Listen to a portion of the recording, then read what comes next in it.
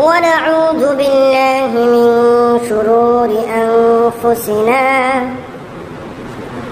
ومن سيئات أعمالنا من يهد الله فلا مضل له ومن يضلله فلا هادي له وأشهد أن لا إله إلا الله وحده لا شريك له وأشهد أن سيدنا وسندنا وحبيب قلوب ربنا ومولانا محمدا عبده ورسوله أما بعد فأعوذ بالله من الشيطان الرجيم بسم الله الرحمن الرحيم إن هذه أمتكم أمة واحدة وأنا ربكم فاعبدون وقال رسول الله صلى الله عليه وسلم من تشبه بقوم فهو منهم صدق الله العلي العظيم وصدق رسول النبي الكريم نحن على ذلك من الشاهدين والشاكرين والحمد لله رب العالمين আলহামদুলিল্লাহ। সম্মানিত মুআজ্জাজ মুসল্লিয়ান কিরাম, আমরা আল্লাহ পাক রব্বুল আলামিনের কাছে প্রথমে শুকরিয়া আদায় করি যে আল্লাহ তাআলা আমাদেরকে ভালো রেখে সুস্থ রেখে তিনি আমাদেরকে মসজিদে আসার জন্য বসার জন্য তার দ্বীনি আলোচনা শোনার জন্য তৌফিক দান করেছেন। এর জন্য শুকরিয়া আদায় করি আলহামদুলিল্লাহ। হাজার লক্ষ কোটি দরুদ ও সালাম বর্ষিত হোক সাইয়্যিদুল কাওনাইন সাইয়্যিদুল মুরসালিন হযরত মুহাম্মদ আহমদ মুস্তাফা সাল্লাল্লাহু আলাইহি ওয়াসাল্লাম। সম্মানিত মুআজ্জাজ মুসল্লিয়ান কিরাম, বর্তমান বিশ্ব পরিস্থিতি, বিশ্ব পরিবেশ খুবই খারাপ। কাদের জন্য? সকলের জন্য না, শুধুমাত্র মুসলমানদের জন্য খারাপ। সারা বিশ্বের আনাচে কানাচে শুধুমাত্র মুসলমানদের আর্তনাদের আওয়াজ শোনা যায়। সারা বিশ্ব মাঝে বর্তমানে মুসলমানরা নির্যাতিত আর নিপীড়িত হচ্ছে। মুসলমানদের জীবন আকাশের মাঝে শুধুমাত্র গোলা ভারতে দুর্গন্ধ ছড়াচ্ছে। সারা বিশ্ব এখন মুসলমানদের রক্ত নিয়ে তারা হোলি খেলতেছে। কুফরি শক্তিরা মুসলমান নিধনে তারা মেতে উঠেছে। কে কার আগে কিভাবে মুসলমানদেরকে এই পৃথিবী থেকে সরিয়ে দেওয়া যায় তারাই চিন্তা করতেছে। যেই কথা আজ থেকে প্রায় 1500 বছর পূর্বে নবীজি বলে গিয়েছিলেন, যেমন একটি জামানা আসবে সারা পৃথিবীর মানুষ মুসলমানদেরকে মারার জন্য তারা আগ্রহ হয়ে পড়বে। কে কার আগে কিভাবে মারবে। যেমনই ভাবে মানুষ আকর্ষণীয় খাবারের প্রতি মানুষ দৌড়াদৌড়ি করে কে কার আগে খাবে। নামাজের পরে আপনি মসজিদে এখানে বিরিয়ানি বিতরণ করেন, দেখবেন কে কার আগে নিবে, কিভাবে নিবে, মারামারি লাগে। নবীজি ঠিক এ কথাই বলেছেন, সুস্বাদু খাবারের প্রতি মানুষ যেরকম পিড়াপিড়ি করে মারামারি করে, শেষ জামানায় মানুষগুলি মুসলমানদেরকে মারার জন্য এভাবে আগ্রহ আর পিড়াপিড়ি দৌড়াদৌড়ি করবে। বর্তমানে সিংহের জাতিরা বিড়ালের ভয়ে তারা গর্তের ভিতর পালানোর রাস্তা খুঁজতেছে। সিংহের জাতি বিড়ালের ভয়ে। সিংহ কারা? নবীজি বলেছেন, আল্লাহ পাক রব্বুল আলামিন বলেছেন, এই মুসলমান হলো তারা সিংহের জাতি, তারা হলো পীরের জাতি, তারা হলো খালিদ বিন ওয়ালিদের জাতি, তারা জাতি। আর ইহুদি খ্রিস্টানরা লা মাওলা লাহুম, তাদের কোনো অভিভাবক নেই, তাদের কোনো আল্লাহ নেই, তাদের কোনো মাওলা নেই। তারা হলো বিড়ালের জাতি, আর সেই বিড়ালের জাতিরা সিংহের জাতিকে তাড়া করতেছে। আর সিংহর জাতি তারা নিজেদের পরিচয় ভুলে যাওয়ার কারণে, নিজেদের বুদ্ধিমত্তার শক্তির পরিচয় ভুলে যাওয়ার কারণে তারা বিড়ালের বয়ে তারা গর্তের ভিতর আজকে লুকানোর রাস্তা খুঁজতেছে। কেন খুঁজতেছে সেই বিষয়টা ইনশাল্লাহ ধারাবাহিক আলোচনা শোনার মাধ্যমে আমরা বুঝতে পারবো। হাদিস মনে পড়ে যায় সেদিনের হাদিস, যে ইহুদি এবং খ্রিস্টানরা গতকালকেও তারা মুসলমানদের কাছে ভিক্ষা চেয়েছিল একটু জায়গা থাকার জন্য। আজকে সেই ইহুদির বাচ্চারা মুসলমানদের সাথে চ্যালেঞ্জ ছুড়ে দিচ্ছে। হযরত উমর রাদিয়াল্লাহু তাআলা আনহু তার জামানায় এক এক করে ইহুদিদেরকে তিনি বহিষ্কার করে দিচ্ছেন খাইবর থেকে। তখন এক ইহুদি দাঁড়িয়ে বলল, হে উমর, তোমার নবী আমাদেরকে এই খাইবরে থাকার অনুমতি দিয়েছে, সুতরাং তুমি কেন আমাদেরকে তাড়িয়ে দিচ্ছ? একটু জায়গা দেওয়া যায় না আমাদেরকে থাকার জন্য? তোমার নবী তো আমাদেরকে ঘরে ঘরে থাকার জন্য জায়গা দিয়েছে, যদি তাড়িয়ে দেও তাহলে কোথায় থাকবো আমরা? উমর বললেন, হে ইহুদিরা, ওই দিনের কথা আমার অক্ষরে অক্ষরে মনে আছে। নবীজি তোমাদেরকে থাকার জন্য জায়গা দিয়েছে বটে, তবে তিনি বলেছিল যে ওই দিন আর বেশি দূর নয়, যেদিন তোমাদেরকে এখান থেকে বিতাড়িত করে দেওয়া হবে। তোমরা এখানে ঠিক ততদিন পর্যন্ত থাকতে পারবে যতদিন আল্লাহ পাক রব্বুল আলামিন তোমাদেরকে এখানে রাখেন, কিন্তু যেদিন তোমাদের চরিত্র অভ্যাস খারাপ হয়ে যাবে ওদিন তোমাদেরকে বের করে দিতে বলেছে নবীজি। সুতরাং সেই দিন আজকে এসে গিয়েছে।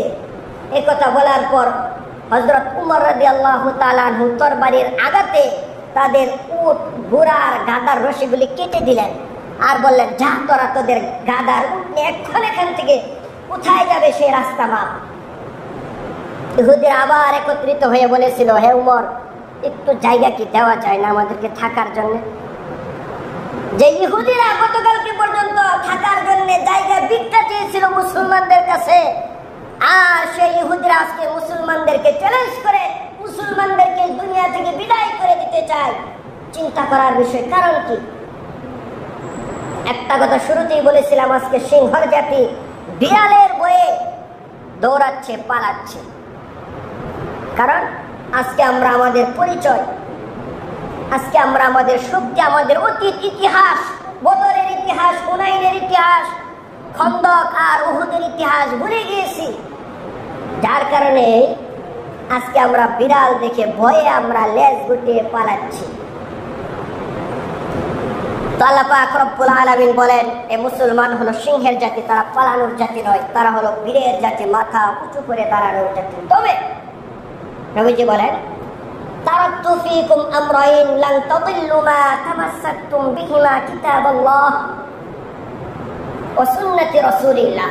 নবীজি সাল্লাল্লাহু আলাইহি ওয়াসাল্লাম বলেন, মানুষ যখন এই কোরআন এবং হাদিসের অনুসরণকে ভুলে যাবে, কোরআন এবং হাদিসকে ভুলে যাবে, তখনই মানুষগুলি গুমরাহ হবে।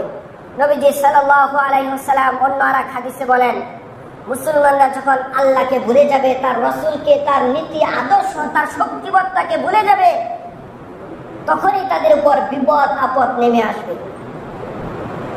মুসলমানরা আজকে ভুলে গিয়েছে। কিভাবে ভুলে গিয়েছে? আল্লাহ পাক রব্বুল আলামিনের ইবাদত বন্দেগী, আল্লাহকে ভুলে গিয়ে তারা বর্তমানে নিজেদের মন চাহি জিন্দেগির মতন তারা দুনিয়াতে চলাফেরা করতেছে, যার কারণে মার খাচ্ছে। ইনশাআল্লাহ এই বিষয়ে আমি সুন্দরভাবে 5টি বিষয়ে 5টি পয়েন্টে আলোচনা করার চেষ্টা করব, সবাই যদি সহযোগিতা করে আমার তাওফীক ইল্লাল্লাহ। এক নম্বর হলো, নবী সাল্লাল্লাহু আলাইহি ওয়াসাল্লাম বলেছেন, তারাকতু ফীকুম আমরাইন লান তাদিল্লু মা তামাসসাকতুম বিহিমা কিতাবাল্লাহ। আল্লাহ তাআলার কিতাব, আল্লাহ তাআলার ধর্ম, আল্লাহ তাআলার কোরআন, আল্লাহ তাআলার আদেশ, সেগুলো আমরা ভুলে গিয়েছি। আল্লাহ পাক রব্বুল আলামিন যে কথা আদেশ করেছেন সেটার মাঝে আমাদের কল্যাণ। বর্তমানে আমরা আল্লাহ পাক রব্বুল আলামিনের কোন আদেশ আমরা ব্যক্তিগত জীবন থেকে শুরু করে পারিবারিক জীবন, রাষ্ট্রীয় জীবন, সামাজিক জীবন কোথাও মানি না। আল্লাহ পাক রব্বুল আলামিন পবিত্র কোরআনে কারীমের ভিতরে বলেন, ফালাম্মা ফাসালা ক্বালু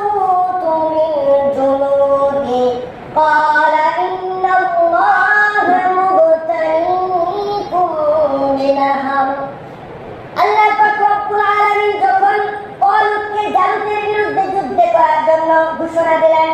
তালুত তখন তার সেনাবাহিনীকে নিয়ে জালুতের বিরুদ্ধে যুদ্ধ করার জন্য বেরিয়ে পড়ল।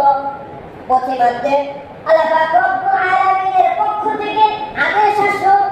তালুত তখন তার সেনাবাহিনীকে বলল, দাঁড়াও। ক্বালা ইন্নাল্লাহা মুবতালীকুম বিনাহার। আল্লাহ পাক রব্বুল আলামিনের পক্ষ থেকে তোমাদের জন্য পরীক্ষা এসেছে। মুবতালীকুম বিনাহার, কি পরীক্ষা? তোমরা যে রাস্তা দিয়ে যাবে ওই রাস্তার পথিমধ্যে মাঝখানে একটি নদী পড়বে। এখন মানুষ হেলিকপ্টারে বিমানে গাড়িতে যায়, তখন তো উঠে গাড়া হেঁটে যেত, মানুষগুলি পিপাসার্থ হয়ে যেত। তিনি বললেন, আল্লাহ পাক রব্বুল আলামিন নদী দিবেন, কিন্তু পানি পান করা যাবে না যত পিপাসাই না হোক। এটা হলো আল্লাহর আদেশ। হ্যাঁ, পান করতে পারবে, ইল্লা মানি তারাফা গুরফাতাম বিয়াদি। একান্ত অনেক বেশি বেশি পিপাসা লাগলে তোমরা হাত দিয়ে এক আদল বিয়াদি, এক চুল্লু পানি পান করবে, তার বেশি না, পেট ভরে না, যতক্ষণ মনে যায় ততক্ষণ না, শুধুমাত্র এক চুল্লু পানি নিয়ে তোমরা শুধুমাত্র গলা কাটি যাবে।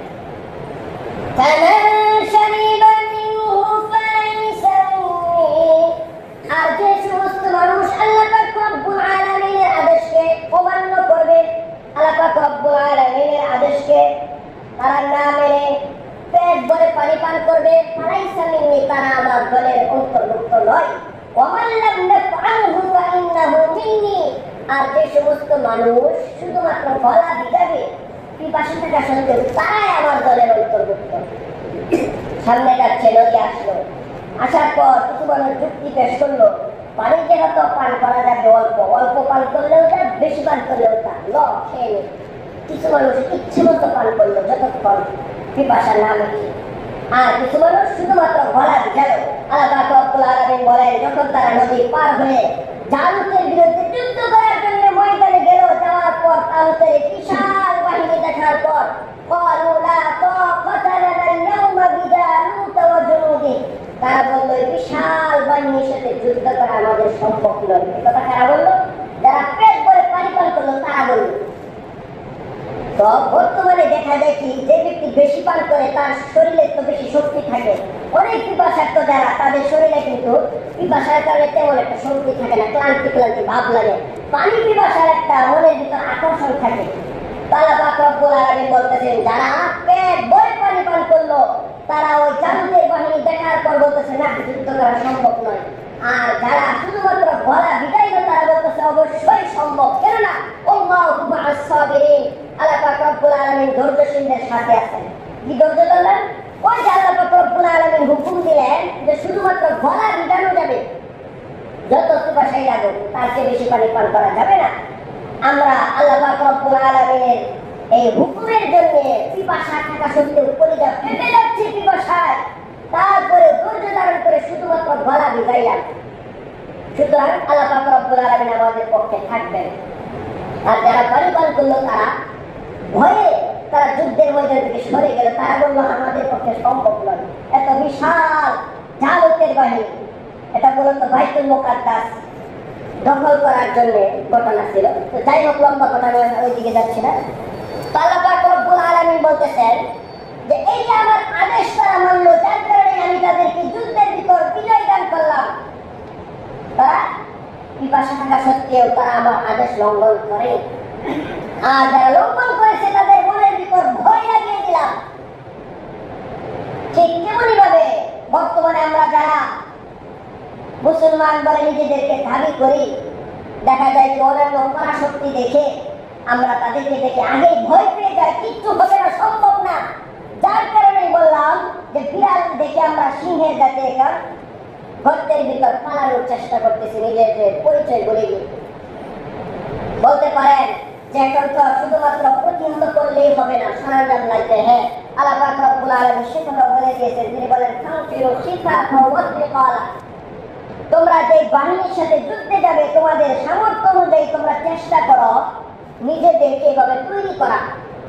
তাদের যদি গোলা বারুদ থাকে, তোমরাও চেষ্টা করো গোলা বারুদ তৈরি করা, পারমাণবিক অস্ত্র তৈরি করা।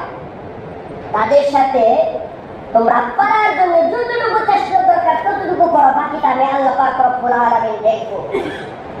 আল্লাহ পাক রব্বুল আলামিন এই কথা বললেন।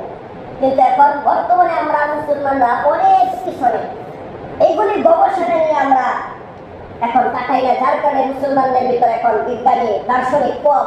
কিন্তু একটা সময় এমন ছিল, পুরা পশ্চিমা বিশ্ব, ইউরোপ, আমেরিকা সহ মুসলমানদেরকে সর্বশ্রেষ্ঠ দার্শনিক বিজ্ঞানী বলতে তারা বাধ্য হয়েছিল। ইবনে সিনা মুসলমান বিজ্ঞানী, যিনি এই ঔষধ বের করেছেন, বর্তমান বাংলাদেশেও তার কোম্পানি আছে, ইবনে সিনা কোম্পানি। উনি মুসলমান বিজ্ঞানী। তিনি মানুষের রোগ ব্যাধি কি কি রোগ হতে পারে, কি কি ঔষধি করা যায়, এগুলার উপর এই মেডিসিন সম্পর্কে সর্বপ্রথম এই মেডিসিন আবিষ্কার করেছেন মুসলমান বিজ্ঞানী ইবনে সিনা। জাবের ইবনে হাইয়ান রসায়ন বিজ্ঞানী এবং জ্যোতির্বিজ্ঞানী সহ মুসলমানদের ভিতর ইবনে সাবিল, যিনি এই পৃথিবীর মানচিত্র সর্বপ্রথম যিনি আবিষ্কার করেছে। আল্লাহ পাক রব্বুল আলামিন সূরাতুন নাহলের ভিতর তিনি বর্ণনা দিয়েছেন, মানুষ খাবার খাওয়ার পর এই খাবারটা প্রথমে পেট থেকে কিভাবে যায়, কিভাবে রক্ত উৎপন্ন হয়, যে মানুষের রক্ত সম্পর্কে রক্তের একটা চাপ আছে, এই সম্পর্কে সর্বপ্রথম এই মুসলিম বিজ্ঞানী ইবনে সাবিল তিনি বর্ণনা দিয়েছেন। আর বর্তমানে আমরা অনেক পিছনে, বর্তমানে ইহুদি খ্রিস্টানরাই তারা বড় বড় বিজ্ঞানী, তারা পারমাণবিক অস্ত্র বানাতে পারে, তবে তারা ভিক্ষুকের মতো আমাদের মুসলমানদের কাছ থেকে ভিক্ষা নিয়ে তারপর গবেষণা করে কোরআন থেকে রিসার্চ করে। হযরত সুলাইমান আলাইহিস সালাতু ওয়াস সালাম তিনি যখন আল্লাহ পাক রব্বুল আলামিনের কাছে চেয়ে সমস্ত সাগরের প্রাণীকে সহ সমস্ত প্রাণীকে খাবারের জন্য তিনি আল্লাহকে বলেছিলেন, আমি খাওয়াতে চাই, দাওয়াত করলাম। তো এই যে তিনি খাবার রান্না করার পর কিভাবে রিজার্ভ করেছিলেন, খাবার নষ্ট হয়নি, কোরআনের এই কথা নিয়ে বর্তমান ইহুদি খ্রিস্টানরা গবেষণা করে ফ্রিজ তারা আবিষ্কার করল। তাহলে কি এটা তাদের নিজেদের আবিষ্কার না মুসলমানদের কোরআন থেকে ভিক্ষা নেওয়া আবিষ্কার? মুসলমানদের কোরআন থেকে ভিক্ষা নেওয়া আবিষ্কার কাফিররা যখন করলো, আল্লাহ পাক রব্বুল আলামিন হযরত ইউনূস আলাইহিস সালামকে 40 দিন পর্যন্ত মাছের পেটে রাখলেন। তিনি নিরাপদে ছিলেন এবং মাছের পেটে কোনো অন্ধকার ছিল না, আলোর ব্যবস্থা ছিল। কাফের মুশরিক ইহুদিরা চিন্তা করলো মাছের পেটের ভিতর কিভাবে আলো হয়। তারা গবেষণা করতে করতে কোরআনের কথাকে রিসার্চ করতে করতে তারা বর্তমানে বাতি আবিষ্কার করলো। অন্ধকারের ভিতর রাত্রিবেলা বাতি আলো দেয়, জায়গাটাকে আলোকিত করে তোলে। তাদের নিজেদের আবিষ্কার নয়, মুসলমানদের কোরআন থেকে ভিক্ষা নেওয়া তাদের আবিষ্কার। শুধু তাই নয়, বর্তমানে তারা আরো আবিষ্কার করার চেষ্টা করতেছে, তারা গবেষণা করতেছে কি, আল্লাহ পাক রব্বুল আলামিন যখন হযরত মুসা আলাইহিস সালামের জাতির সামনে যখন পাহাড় তুলে ধরেছিলেন, আর তারা বলেছিল যে অন্ধকার দেখা যাচ্ছে, কি হলো, দিনের বেলা তাকিয়ে দেখেছে বিশাল বড় পাথর। বললো, হে মুসা, এই পাহাড় সরাতে বলো, আমরা মুসলমান হয়ে যাবো, আমরা ঈমান আনয়ন করবো। এই যে বিজ্ঞানীরা এই কথা শোনার পর তারা যখন দেখলো দিনের বেলাও পাহাড় দেওয়ার কারণে আলোকিত জায়গা অন্ধকার হয়ে গেল, তারা বর্তমানে রিসার্চ করতেছে কিভাবে দিনের বেলাকে অন্ধকার বানানো যায়, যেমন ভাবে রাত্রেকে কিছু জায়গা আলোকিত বানানো যায়। তারা গবেষণা করতেছে কোন মানুষ ইচ্ছা করলে যেন এরকম লাইট তারা ঘরের ভিতর লাগাবে, তারা আবিষ্কার করবে যে লাইট সুইচ দিলেই নির্দিষ্ট কিছু জায়গা পরিমাণ অন্ধকার হয়ে যাবে। এই যে এখন দিনের বেলা এখানে দুটো লাইট লাগাই দিলে এই মসজিদের পরিধিটা অন্ধকার হয়ে যাবে, মনে হবে যে এটা রাত্র, বাহিরে আবার আলো। এরকম করার জন্য তারা চেষ্টা করতেছে। এগুলি সমস্ত কিছু কি করা, মুসলমানদের কোরআন থেকে ভিক্ষা নিয়ে তারা এগুলি আবিষ্কার করার চেষ্টা করতেছে। আবার তারা এই মুসলমানদের উপর চ্যালেঞ্জ করে দেয়। আল্লাহ পাক রব্বুল আলামিন বলেন, এই সমস্ত মুসলমানরা ইতিহাস কোনোদিন তোমাদের বন্ধু হবে না, তারা সর্বদাই তোমাদের শত্রু হয়ে যাবে। সুতরাং তাদের সাথে মিলে মিশে তোমরা থেকো না, তোমাদের অন্য ভাইদেরকে, অন্য মুসলমানদেরকে হত্যা করবে আর তোমরা চুপ করে বসে থাকবে, এমনটা করো না। আল্লাহ পাক রব্বুল আলামিন বলেন, ইয়া আইয়ুহাল্লাযীনা আমানু লা তাত্তাখিযুল ইয়াহুদা ওয়ান নাসারা আউলিয়া। ইহুদি খ্রিস্টানরা কোনোদিন তোমার বন্ধু হতে পারে না। বর্তমানে আমরা মনে করি যে আমাদেরকে ক্ষমতায় বসিয়ে রাখবে আমেরিকা, আমেরিকাকে কিচ্ছু বলা যাবে না, ফিলিস্তিনকে মারো যত পারো। দেখা যাক মুসলমানদের ভেতর বড় বড় দেশ, তারা কিচ্ছু বলে না। চিন্তা করার বিষয়, তারাও আমেরিকা ডোনাল্ড ট্রাম্পকে বলে যে এখন শান্তিতে তাকে নোবেল দেওয়া দরকার। চিন্তা করার বিষয়, ইরাকে হাজার হাজার মুসলমানদেরকে মারতেছে, ইরানে মুসলমানদেরকে মারার চেষ্টা করতেছে, তারা ফিলিস্তিনে মারতেছে, তারপরে তারা কিচ্ছু বলে না। আর মুসলমানদেরকে পাকিস্তান বলে যে ট্রাম্পকে নাকি একটা নোবেল দেওয়া দরকার শান্তিতে। তাহলে মুনাফিক কারা? মুনাফিক আমরা, মুনাফিক। চিন্তা করার বিষয়, আমাদের মুসলমান ভাইকে বলতেছে আর আমরা বলি যে এখন একটা নোবেল দেওয়া দরকার। আর পাগলের উপরে আমাকে একটা না 4-5টা দেওয়া দরকার, আমাকে 4-5টা দেওয়া দরকার। আল্লাহ পাক রব্বুল আলামিন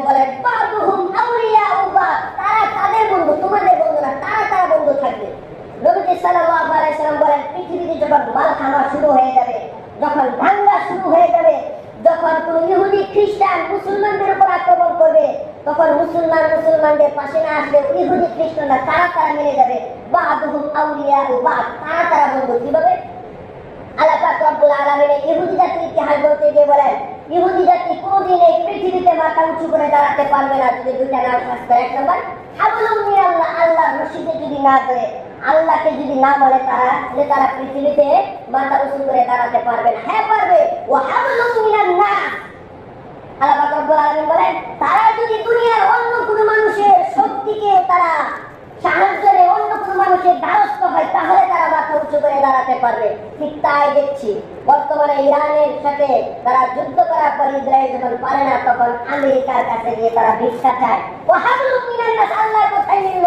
আল্লাহ পাক রব্বুল আলামিন বলতেছে শুধু তাই না, ওয়া তারাল্লাযীনা ফী কুলুবিহিম মারাদ, আল্লাহ পাক রব্বুল আলামিন বলতেছে তোমরা দেখবে যখন এই সমস্ত ইহুদির বাচ্চারা, এই সমস্ত কাফেররা যখন যুদ্ধ লেগে যাবে তারা ভয় পাবে। ওয়াতারাল্লাযীনা ফী কুলুবিহিম মারাদ ইউসারিউনা ফীহিম ইয়াকুলুনা নাখশা, তখন তারা ভয় পেয়ে অন্য দেশের কাছে তারা গিয়ে সাহায্য চাবে, আমাদেরকে সাহায্য করো না, আমাদেরকে তো মেরে ফেলতেছে। কেন? ইয়াকুলুনা নাখশা ফাআসা আইয়াতিয়া রাব্বুক, তারা বলে যে আমরা দেখতে পাচ্ছি আল্লাহর দল অর্থাৎ মুসলমানরা বিজয় হয়ে যাবে, আমাদেরকে সাহায্য করো। বর্তমানে আমরা তাই দেখলাম, ইসরায়েল আমেরিকার কাছে গিয়ে কি করলো, তারা বলে ইরানের হাত থেকে বাঁচার জন্য তারা সুন্দর করে তারা বন্ধুত্ব করে ফেললো। আল্লাহ পাক রব্বুল আলামিনের কথা তিনি হাজার হাজার বছর আগে বলে দিলেন, যখন যুদ্ধ লেগে যাবে, যখন দাঙ্গা ঝগড়া ফাসাদ লেগে যাবে, ওয়াতারাল্লাযীনা ফী কুলুবিহিম মারাদ, যাদের অন্তরের ভিতর রোগ আছে, মারাদ আছে, তারা ইয়াকুলুনা নাখশা আন তুসিবানা দাইরা, তারা অন্য দেশের দ্বারস্থ হয়ে তারা সাহায্য চাবে। ফাআসা আইয়াতিয়া রাব্বুকা, যেন আল্লাহ পাক রব্বুল আলামিনের দল, মুসলমানদের দল যেন কোনোভাবে বিজয় হতে না পারে, এজন্য তারা কি করবে? এজন্য তারা অন্যান্য দেশের কাছে গিয়ে আশ্রয় প্রার্থনা করবে। আল্লাহ পাক রব্বুল আলামিন বলেন সুতরাং তাদের সাথে বন্ধুত্ব করা যাবে না। নবীজি বলেন তারা তাদের সমস্ত মনের কষ্ট, তারা তাদের মাঝে ব্যবধান সব ভুলে গিয়েছে। অথচ এক সময় ইহুদি এবং খ্রিস্টানরা তারা চরম শত্রু ছিল। খ্রিস্টানদের নবী ছিল কে? হযরত ঈসা আলাইহিস সালাতু ওয়াস সালাম, তারা তাকে মানে, এখনো মানে। এই হযরত ঈসা আলাইহিস সালাতু ওয়াস সালামকে হত্যা করার জন্য ইহুদিরা চেষ্টা করেছিল এবং ধরে গিয়েছিল, যদিও তারা সফল হয়নি। আল্লাহ পাক রব্বুল আলামিন হযরত ঈসা আলাইহিস সালাতু ওয়াস সালামকে উপরে তুলে ফেলেছেন আকাশে। কিন্তু তখন থেকে ইহুদি এবং খ্রিস্টানের মাঝে এক বিশাল ঝগড়া ফাসাদ ছিল যে তোমরা আমাদের নবীকে হত্যা করেছো, সুতরাং ইহুদিকে যেখানে দেখা যাবে তাদেরকে আর ছাড়া হবে না। কিন্তু বর্তমানে খ্রিস্টান এবং ইহুদি তারা মিলে গেল, কিন্তু আমরা মিলি না এবং আমাদেরকে তারা মিলতেও দেয় না। তারা চিন্তা করে আমরা যেন কোনোদিন না মিলি, যেন এক না হই, এক হয়ে গেলে তো শক্তি বেড়ে যাবে। অথচ আল্লাহ পাক রব্বুল আলামিন বলেন ইন্না হাযিহি উম্মাতুকুম উম্মাতাও ওয়াহিদা, মুসলমানরা সকলে হলে এক জাতি, এক উম্মত। ওয়া আনা রাব্বুকুম ফা'বুদুন, আর আমি হলাম তোমাদের প্রতিপালক, তোমরা আমার ইবাদত বন্দেগী করো। ফাতাকাত্তাউ আমরাহুম বাইনাহুম, তোমরা কেউ কখনো মুসলমানদের মাঝে তোমরা পার্থক্য করো না, ভাগাভাগি করো না, তাহলে তোমরা ধ্বংস হয়ে যাবে। তোমরা হলে সমস্ত মুসলমান এক জাতি। এখন আমরা মনে করি আমরা সৌদি আরব ফিলিস্তিনের মানুষকে মারতেছে, মারক, আমার কি হলো? এটা ফিলিস্তিনের বিষয়। ভারতের মানুষকে মারতেছে, মারক, এটা ভারতের বিষয়, এটা আমার বিষয় না। আমি বাংলাদেশের, আমি তুরস্কের, আমি পাকিস্তানের, আমার কি হলো? এটা আফগানের মানুষকে মারতেছে, মারক, আমার এটা এদিকে অগ্রসর হওয়ার দরকার নাই। আল্লাহ পাক রব্বুল আলামিন বলতেছেন যখন মানুষ এইগুলি চিন্তা করবে তখনই তারা ধ্বংস হয়ে যাবে। অথচ আল্লাহ পাক রব্বুল আলামিন বললেন সকলেই এক উম্মত, সকলেই এক উম্মত। নবীজি বলেছেন সকলে ভাই ভাই। পৃথিবীর কোথাও যদি কোনো মুসলমানের উপর আঘাত করে, সারা পৃথিবীর মুসলমানদের তাদের দায়িত্ব হলো, নৈতিক দায়িত্ব হলো তারা হুঙ্কার দেওয়া, মুসলমানদের উপর নির্যাতন অত্যাচার বন্ধ করার জন্য তারা বলা। আর তারা মুসলমানদের ভিতরে এই কৌশলে বিবাদ সৃষ্টি করে দিয়েছে। মুসলমানরা বলে তাকে মারক, আমার কি হলো? অথচ দেখা যায় 2001 সালে আফগানিস্তানে হামলা করে উসামা বিন লাদেনকে শহীদ করা হয়েছে। জঙ্গি নাটক সাজিয়ে সারা বিশ্ব নেতারা, মুসলমানরা কিচ্ছু বলে নাই। বিশ্ব মুসলিম নেতারা বলেছে সেই জঙ্গি, তাকে মেরে ফেলা, কেউ কিচ্ছু বলে নাই। শুধু তাই নয়, 2001 সালে মিশরের গাদ্দাফিকে হত্যা করা হয়েছে। এই সমস্ত জঙ্গি নাটক সাজিয়ে মুসলিম বিশ্ব কিচ্ছু বলে নাই, বলছে এটা তাদের বিষয়, তারা যা বলেছে তা করুক, সেটা আমরা কি করব? সেটা আমরা কি করব? শুধু তাই নয়, ইরাকের মাঝে 2010 সালে সাদ্দামকে ঈদের দিন ফাঁসি দেওয়া হয়েছে। এই সমস্ত ফাঁসি দেওয়ার পিছনে মুসলমানদের আরো উল্টা অবদান ছিল। ইতিহাস পড়ে দেখবেন, ইরাকের সাদ্দামকে যখন ফাঁসি দেয়, ওই আমেরিকা থেকে আসে এই ইরাকে হামলা করতে কষ্ট হয় দেখে ইরানের ভিতর ঘাঁটি বেঁধে ইরানের মুসলমানদের সাহায্য সহযোগিতা নিয়ে ঈদের দিন সাদ্দামকে ফাঁসি দেওয়া হয়েছে। মুসলমানরা কিচ্ছু বলে নাই। এই গত কয়েকদিন আগে আপনি দেখেছেন যে ইরানে দুবাই, কাতার এগুলির আমেরিকান ঘাঁটিতে হামলা করেছে। চিন্তার বিষয় হলো কাতার, কুয়েত, সৌদি আরব এগুলি মুসলমান রাষ্ট্র, এগুলোর ভিতর আমেরিকার ঘাঁটি কেন থাকবে? এগুলোর ভিতর আমেরিকার ঘাঁটি বানিয়ে মুসলমানদেরকে এক এক করে টার্গেট করে আর হত্যা করে। ওসামা বিন লাদেনকে একবার, গাদ্দাফিকে আরেকবার, সাদ্দামকে আরেকবার, এভাবে একটি একটি রাষ্ট্র দ্বারের সামনে অগ্রসর হয়। তারা দেখতেছে ইরানের শক্তি সামর্থ্য অনেক বেশি, তারা পারমাণবিক অস্ত্র বানানোর জন্য তারা সামনে অগ্রসর হয়ে গেছে। সুতরাং মুসলমানদের কাছে পারমাণবিক অস্ত্র থাকবে, এটা থাকতে পারে না, এটা হতে পারে না। ইসরায়েলের কাছে থাকবে, দোষ নেই। মুসলমানের কাছে থাকতে পারবে না, অসম্ভব। মুসলমানদের কাছে থাকলে তাকে ধরা হবে। অথচ পরবর্তীতে দেখা গিয়েছে ইরাকে কোনো পারমাণবিক অস্ত্র পায় নাই ডব্লিউ বুশ, কিন্তু তারপরেও ঈদের দিন, কুরবানি ঈদের দিন সাদ্দামকে ফাঁসি দেওয়া হয়েছে। চিন্তা করার বিষয়, কতটুকু ঘৃণার বিষয়। বর্তমানে আমরা মুসলমানরা আর মুসলমানদেরকে মারার জন্য কি করে সহযোগিতা করি? গাদ্দাফি, লিবিয়ার গাদ্দাফি, সে মৃত্যুর আগে চিঠি লিখে দিয়েছে, সর্বশেষ চিঠিটা উনি বলে গেছে সমস্ত প্রশংসা আল্লাহ পাক রব্বুল আলামিনের জন্য। আমি জানি আমার যা করার দরকার ছিল মুসলমানদের জন্য তা করেছি, কিন্তু আমার মনে হয় আমাকে আমেরিকা বেশি দিন থাকতে দিবে না। আর তার পিছনে একটাই কারণ, সেটা হলো আমি কখন কি করতেছি, কোথায় আছি না আছি, সেটা আমার মুসলমান ভাইয়েরা তারাই সমস্ত তথ্য দিচ্ছে। সমস্ত তথ্য আমার সম্পর্কে দিতেছে। আমি গাদ্দাফি কোথায় আছি, কোথায় কি করতেছি, এগুলি আমার মুসলমান ভাইয়েরাই মুনাফিকি করে তাদের কাছে তথ্য প্রচার করতেছে। আর এই তথ্যের ভিত্তিতে তারা হয়তো আমাকে মেরে ফেলবে। একটা কথা বলে যায়, গাদ্দাফি বললো যে আজকে আমি দেখতে পাচ্ছি সিংহের জাতি বিড়ালের ভয়ে তারা পালিয়ে যাচ্ছে। তারা হলো বিড়ালের জাতি, আজকে আমাদেরকে মেরে ফেলতেছে। এটার পিছনে দোষ আমি আমেরিকাকে দিচ্ছি না, এটার পিছনে দোষ আবার মুসলমান রাষ্ট্র। আপনি দেখবেন ইরানে মুসাদ করতেছে বিভিন্ন সংগঠন, মুসলমান হয়ে রাষ্ট্রের হয়ে তারা ইসরায়েলের পক্ষে গোয়েন্দাগিরি করে। অথচ সারা পৃথিবীতে এমন একটা নজির নাই যেখানে বিধর্মী হিন্দুরা হিন্দু হয়ে তাদের দেশের বিপক্ষে মুসলমানদেরকে তথ্য দেয়। একটা নজির পাবেন না। তবে অসংখ্য মুসলমান পাবেন যারা মুসলমানের পক্ষ থেকে কোরআনের হাদিসের বিরুদ্ধে, দেশের বিরুদ্ধে ইহুদি খ্রিস্টানদেরকে তথ্য দেয় টাকার বিনিময়ে। দেখেন তাহলে কতটুকু খারাপ হয়ে গেল মানুষ। আর ইহুদি খ্রিস্টানরা মুসলমানদেরকে জঙ্গি নাটক সাজিয়ে তাদেরকে হত্যা করে। হিটলার 60 লক্ষ মানুষ হত্যা করেছে, কেউ তাকে একবারের জন্য জঙ্গি বলে নাই, কারণ সে ছিল খ্রিস্টান। 60 লক্ষ মানুষকে মেরেছে। চেঙ্গিস খান দ্বিতীয় বিশ্বযুদ্ধের আগে তিনি 3 কোটি মানুষকে হত্যা করেছে, একবারের জন্য তাকে কেউ জঙ্গি বলে নাই। বিশ্ব মিডিয়া তাকে কেউ জঙ্গি বলে নাই। জাতিসংঘ, সারা পৃথিবীর পশ্চিমা শক্তি এই চেঙ্গিস খান 3 কোটি মানুষ মারার পরে কেউ তাকে জঙ্গি বলে নাই। মুসালিন ইতালি, উনি 4 কোটি মানুষ হত্যা করেছে পৃথিবীতে, একবারের জন্য তাকে কেউ জঙ্গি বলে নাই। আর মুসলমানরা তরবারি হাতে নিলেই বলে জঙ্গি। কারণটা কি? এই কারণটা কি? এত দূরে যেতে হবে না আমাদের, আমরা কাছেই দেখি। নরেন্দ্র মোদী ক্ষমতা আসার পর থেকে এই পর্যন্ত 3506 জন শুধুমাত্র মুসলমানদেরকে হত্যা করেছে, অন্য কোনো জাতিরা মুসলমান দেখে হত্যা করেছে। একবারের জন্য তাকে কেউ জঙ্গি বললো না। আর জঙ্গি নাকি হলো ফিলিস্তিন, জঙ্গি নাকি হয়তো জঙ্গি নাকি আইতুল্লাহ খামেনি, জঙ্গি নাকি লাদেন, জঙ্গি নাকি আমরা মুসলমান। অংশসূচি তিনি মায়ানমারের ভিতর 15,000 মানুষকে কুলতু কাটা করেছে, আপনারা দেখেছেন। একদম মাথা কেটে ফুটবল খেলেছে। শুধু তাই নয়, মুসলমানদেরকে জবাই করে তাদের গোশত পাকিয়ে রান্না করে তাদেরকে চিবিয়ে ফেলেছে। 15,000 মানুষকে হত্যা করেছে আর হাজার হাজার মানুষকে বাড়ি ছাড়া করেছে। পশ্চিমা বিশ্ব শক্তি একবার তাকে জঙ্গি বলে নাই, বরঞ্চ তাকে শান্তিতে নোবেল পুরস্কার দিয়েছে। চিন্তা করেন এই জাতিসংঘ পশ্চিমা শক্তিকে আমাদের পক্ষে না বিপক্ষে।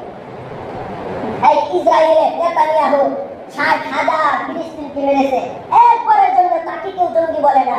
আর বিশ্ব মিডিয়া বলে মুসলমানরা জঙ্গি, মুসলমানের দেশ জঙ্গি, মুসলমানের কোরআন জঙ্গি। জিহাদের কথা বলেছে এগুলি সব জিহাদি বই, এগুলো সব জঙ্গি বই, চিন্তা করার বিষয়। এজন্য আল্লাহ পাক রব্বুল আলামিন বলেন, ইয়া আইয়ুহান নাবিয়্যু জাহিদিল কুফার ওয়াল মুনাফিকিনা ওয়াগলুজ আলাইহিম ওয়া মাওয়াহুম জাহান্নাম ওয়া বিসাল মাসির। আল্লাহ পাক রব্বুল আলামিন বলেন, হে মুসলমানরা, তোমরা কাফেরদের বিরুদ্ধে, ইহুদিদের বিরুদ্ধে এবং এই সমস্ত মুনাফিকদের বিরুদ্ধে তোমরা ঝাঁপিয়ে পড়ো যতক্ষণ জীবন থাকে। আল্লাহ পাক রব্বুল আলামিন বলেন, দুনিয়াতে আমি অন্য কোনো নামাজের সার্টিফিকেট, অন্য কোনো নামাজ, রোজা, হজ, যাকাত, ইবাদতের সার্টিফিকেট দেয়নি জান্নাতের জন্য। একমাত্র সার্টিফিকেট দিলাম যারা নাকি যুদ্ধ করে দিনের জন্য, দিনের আন্দোলনের জন্য, দিন কায়েমের জন্য শহীদ হবে। আমি আল্লাহ পাক রব্বুল আলামিন তাদেরকে নবীর পর সাহাবীর পরের মর্যাদায় তাদেরকে দিলাম, বিনা হিসাবে তারা জান্নাতে থাকবে। শুধু তাই নয়, আল্লাহ পাক রব্বুল আলামিন আশ্চর্য তিনি বলতেছেন, ওমা লাকুম লা তুকাতিলুনা ফি সাবিলিল্লাহ। হে মুসলমানগণ, তোমাদের কি হলো, তোমরা যুদ্ধে নামছো না? ওয়াল মুস্তাফাফিনা মিনার রিজালি ওয়াল নিসাই ওয়াল বিলদান। সারা পৃথিবীর আনাচে কানাচে দিকে বুড়া, বৃদ্ধ, শিশু তারা আর্তনাদ করতেছে, তারা কান্না করতেছে। ইরাকে কান্না করতেছে, ইরানে কান্না করতেছে, ফিলিস্তিন, মায়ানমার, ভারতে হাজার হাজার ছোট্ট শিশুরা কান্না করতেছে। আর তারা বারবার বলতেছে, রব্বানা রব্বানা আখরিজনা মিন হাযিহিল ক্বরিয়াতি যালিমি আহলুহা। আল্লাহ, তুমি আমাদের কি কোনো নেতা পাঠাও, তুমি আমাদের কি কোনো অভিভাবক পাঠাও যারা আমাদেরকে হেফাজত করবে, আমরা আর পারতেছি না। আল্লাহ বলতেছে, তোমরা কেন তাদের বিরুদ্ধে যুদ্ধ করো না? তারা বারবার কান্না করতেছে আর বলতেছে, রব্বানা আখরিজনা, হে আল্লাহ, তুমি আমাদেরকে বের করো মিন আহলিল ক্বরিয়াতি যালিমি আহলুহা। এই সমস্ত জালেম অধ্যুষিত এলাকা থেকে, এই সমস্ত জালেমের হাত থেকে তোমরা রক্ষা করো। তুমি আবার আমাদের মাঝে খালেদকে পাঠাও, উমরকে পাঠাও। আল্লাহ পাক রব্বুল আলামিন বলতেছেন, বরং তোমাদের উদাহরণ হলো যখন জিহাদের কথা বলে তখন একটা জাতি দাঁড়িয়ে যায় জিহাদের বিরুদ্ধে, বলে ইসলাম এটা জঙ্গি। শুধু তাই নয়, নবীজি বলেন, তোমাদের মুসলমানের ভিতরে কারো কারো শরীর চুলকানি উঠবে জিহাদের কথা বলে। আল্লাহ পাক রব্বুল আলামিন বলেন, জিহাদের কথা বললে এমন হয় তোমাদের অবস্থা যে মাটির ভিতরে এমন ভাবে কামড়িয়ে ধরো, কেউ যেন টেনে হেঁচড়ে জিহাদে না নেয়। আল্লাহ পাক রব্বুল আলামিন বলেন, তাহলে কি তোমরা দুনিয়ার জীবন পেয়ে খুশি হয়ে গেলে? খুশি হও, তাহলে মনে রাখো আমি আল্লাহ পাক রব্বুল আলামিন আখিরাতে তোমাদের জন্য কিচ্ছু বৈশিষ্ট্য দিলাম, এই দুনিয়ায় তোমাদের জন্য যথেষ্ট। অথচ সাহাবায়ে কেরাম তাদের ভিতর জিহাদের যুদ্ধের অনুপ্রেরণা এমন ছিল, মসজিদে নববীতে বসে আল্লাহ রাসূল সাল্লাল্লাহু আলাইহি ওয়াসাল্লাম তিনি সাহাবীদেরকে যুদ্ধের জন্য নাম নিচ্ছেন। এমন সময় এক মহিলা আসলো তার দুধের কুলের ছোট্ট শিশুকে নিয়ে, বলল, ইয়া রাসূলুল্লাহ, আমার এই দুধের শিশুর নামটা লিখেন। আমি যে আগান্বিত হয়ে বললেন, হে মহিলা, আমি এখানে বাচ্চাদের খেলার জন্য নাম নিচ্ছি না, আমি এখানে যুদ্ধের জন্য নাম নিচ্ছি।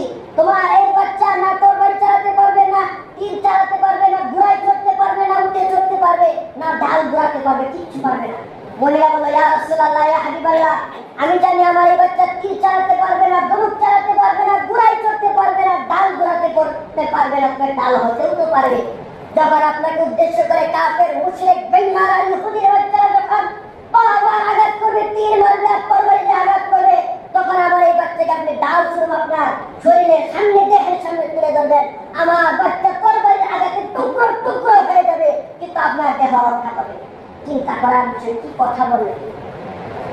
ওই মজলিসে রোমের গোয়েন্দা ছিল, তারা রোম সম্রাটের কাছে গিয়ে বলল, হে মাননীয় জাহাপনা সম্রাট, মুসলমানদের বিরুদ্ধে যুদ্ধ করে বিজয় লাভ করার মতো দুঃসাহস দেখায় না, বাদ দাও, যুদ্ধ করার দরকার নেই।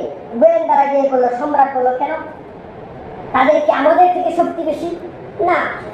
গোয়েন্দা বলল, না, তাদের শক্তি আমাদের থেকে বেশি না। রোম সম্রাট বলল, তাহলে কি অস্ত্র বেশি? গোয়েন্দা বলল, না, অস্ত্র বেশি না, শক্তি বেশি না, কিচ্ছু বেশি না। তখন রোম সম্রাট রাগান্বিত হয়ে বললেন, তাদের থেকে অস্ত্র আমাদের বেশি, সৈন্য আমাদের বেশি, ক্ষমতা, শক্তি, সাহস সব আমাদের বেশি, তাহলে তুমি কেন ভয় দেখাচ্ছ আমাকে?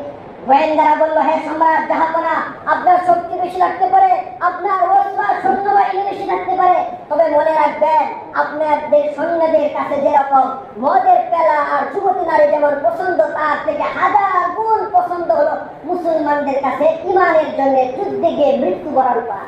সুতরাং যুদ্ধ করেন না। এই কথা বলার পর রোম সম্রাট ওই যুদ্ধ বাতিল করে দিল, বলল অসম্ভব।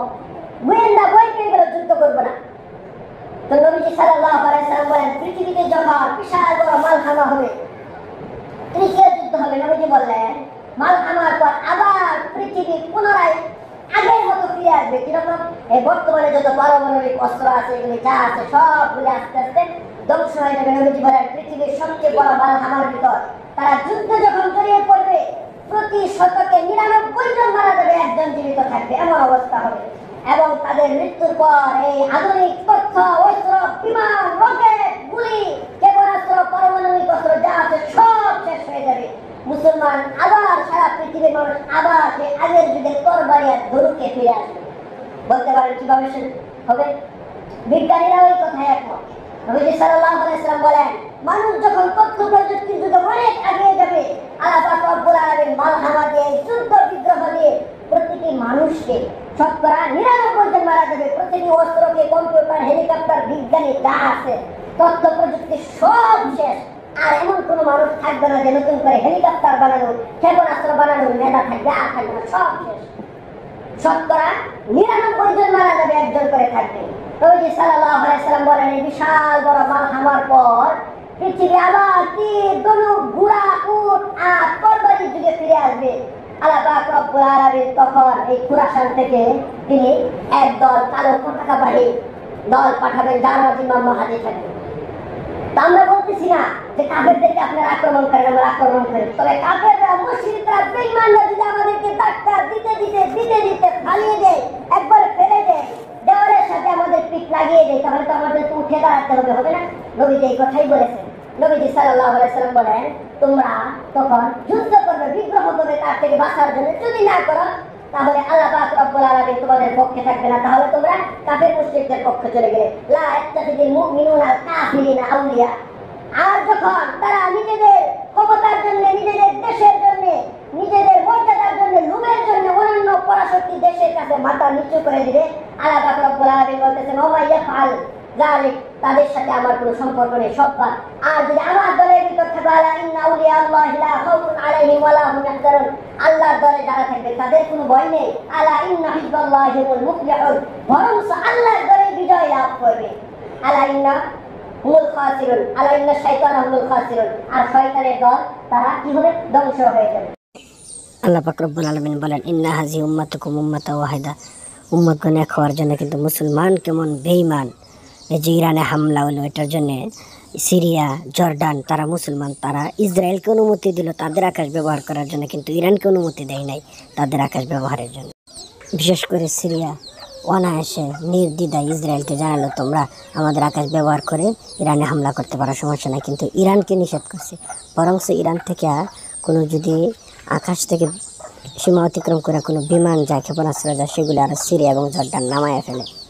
কিন্তু ইসরায়েল থেকে আসতে সুন্দরভাবে যেন যাইতে পারে মুসলমানদের শরীরে, সেই ধরনের অথচ ক্ষেপণাস্ত্র চলে যেগুলো ফুয়েল দেওয়া, ওই ফুয়েলগুলি মুসলমানদের থেকে নেওয়া, মুসলমানদের থেকে নিয়ে মুসলমানদেরকে মারে, মুসলমানদের দেশে তারা অবস্থান করে তারপর মারে, তারপরও মুসলমানরা কোনো কিছু বলে না, আর সুন্দর করে সুযোগ দেয় এবং তথ্য দেয়।